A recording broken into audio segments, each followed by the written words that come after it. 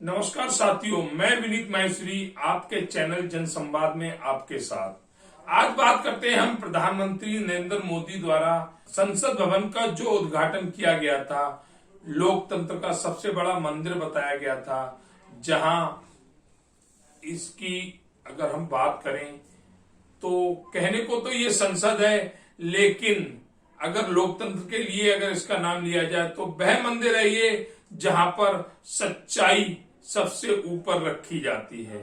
लेकिन क्या ऐसा दिखता है?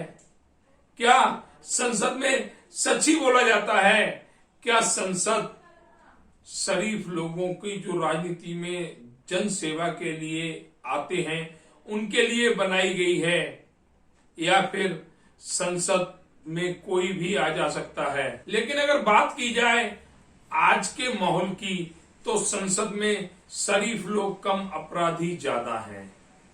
विश्व की सबसे बड़ी पार्टी भारतीय जनता पार्टी, जो अपने आप को राष्ट्र हित में सर्वोपरि रखती है, उसका हर कार्य राष्ट्र हित के लिए होता है। उसी पार्टी के 2019 में जो आम चुनाव हुए थे, उसमें लगभग 100 से ऊपर सांसद अपराधी हैं। मैं सिर्फ इस समय भारतीय जनता पार्टी की बात कर रहा हूं।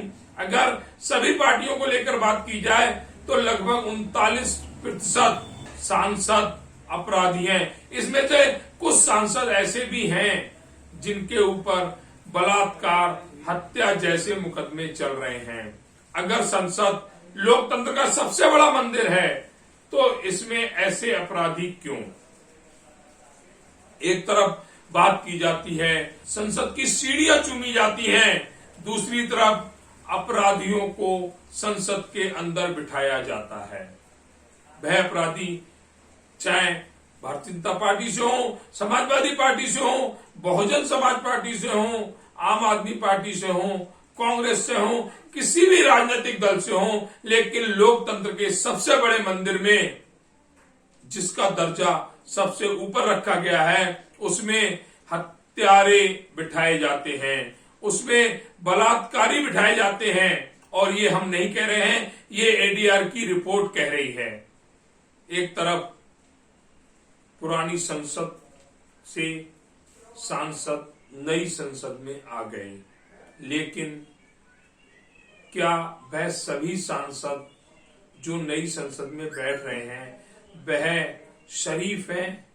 वह राजनीति के लिए आए हैं? वह देश सेवा के लिए आए हैं? वह जन सेवा के लिए आए हैं? नहीं, वह सभी जो बलात्कारी हैं, हत्यारे हैं, लुटेरे हैं, वह सिर्फ अपने बचाव के लिए संसद में आए हैं। चाहे दल से किसी से हो, लेकिन राजनीति में उन्होंने इसलिए प्रवेश किया कि जब तक राजनीति में रहेंगे कोई उनके गिरेबान पर हाथ नहीं डाल सकता। और ऐसा लगातार देखा भी जा रहा है। जहां हम बात करें 2014 के आम चुनाव की, तो 23% सांसद दागी थे, जिसमें हत्या के आरोपी भी थे, बलात्कारी भी थे, लुटेरे भी थे, और इन सब पर करंट में मुकदमे भी चल रहे हैं। ऐसे लोगों पर संसद द्वारा एक विशेष कानून क्यों नहीं लाया जाता?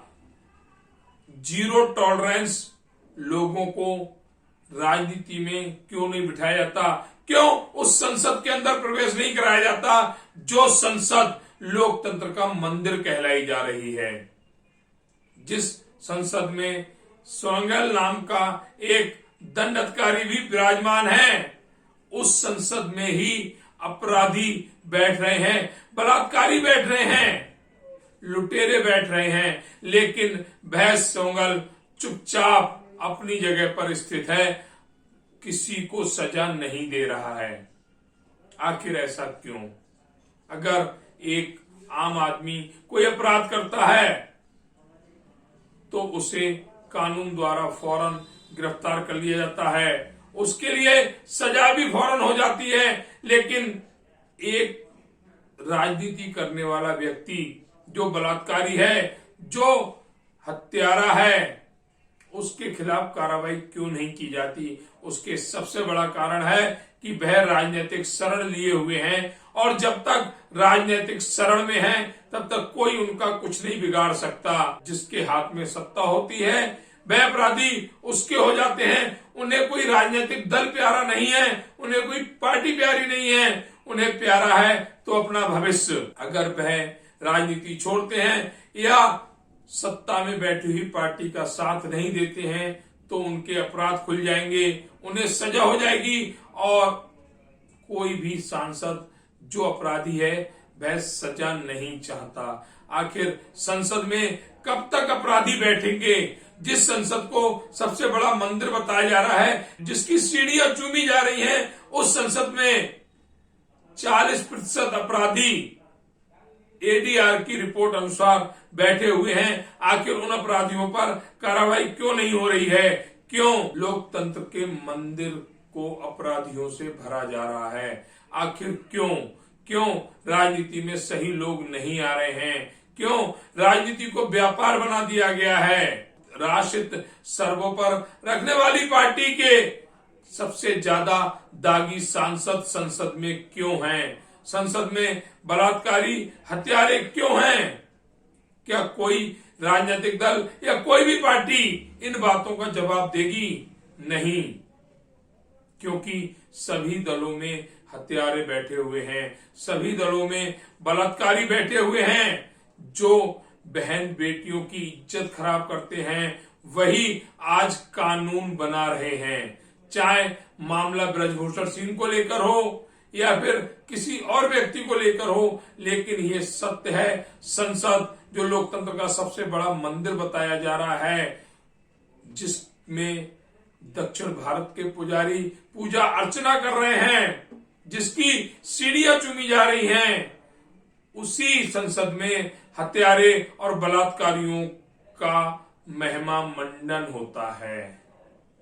आखिर संसद कब होगी अपराधियों से दूर? लोकतंत्र का वह मंदिर जिसमें संविधान की बातें की जाती हैं, उस संविधान के मंदिर में अपराधियों को लगातार बढ़ावा मिल रहा है। लगातार बलात्कारी लुटेरे संसद में पहुंच रहे हैं, और इसका कारण है राजनीतिक दलों द्वारा ऐसे लोगों को अपनी पार्टी में बिठाना, उन्हें सांसद या विधायक का टिकट देना। क्या अब अपराधी संसद को चलाएंगे? अब बलात्कारी कानून बनाएंगे? अब लुटेरे विधेयक लाएंगे? ऐसे बहुत सारे सवाल हैं जिसका जवाब नई संसद को देना है। वह नई संसद जिसमें ये अपराधी बैठे हुए हैं, क्या ऐसे अपराधियों को अपने अंदर लोकतंत्र के मंदिर में बैठाना सही बात है, या फिर सिर्फ राजनीतिक ड्रामे किए जाते हैं, नौटंकियां की जाती हैं?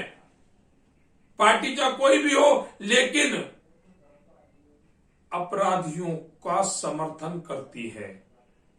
बलात्कारियों के लिए सांसद और विधायक का चुनाव लड़ाया जाता है, और इसके लिए सभी वह राजनीतिक दल जिम्मेदार हैं जो ऐसे अपराधियों को टिकट देते हैं, उन्हें चुनाव जिताते हैं। वही अपराधी जो कल तक क्षेत्र में अपराध कर रहे थे, मंत्री सांसद बनकर देश में कानून बनाते हैं। इसके लिए कोई भी राजनीतिक दल जवाब नहीं देगा, इसका कोई बहिष्कार नहीं करेगा। संसद का बहिष्कार किया जा सकता है, लेकिन संसद में अपराधी नहीं पहुंचे इसका बहिष्कार नहीं किया जाएगा, क्योंकि वही अपराधी उनके दल में भी शामिल हैं। जो राजनीतिक दल बहिष्कार नहीं कर रहे हैं, ये उन्हें पता है कि अगर हम ऐसे लोगों का बहिष्कार करेंगे तो हमारे नीचे से चुनावी जमीन खिसक जाएगी, और ऐसा अक्सर देखा गया है। हमारा देश के सभी राजनीतिक दलों से यही कहना है कि संसद को अपराधियों से दूर रखा जाए, संसद में बलात्कारी और हत्यारे नहीं पहुंचे, तभी लोकतंत्र के मंदिर की इज्जत बचेगी। लोकतंत्र का मंदिर वाकई में लोकतंत्र का मंदिर कहलाया जाएगा।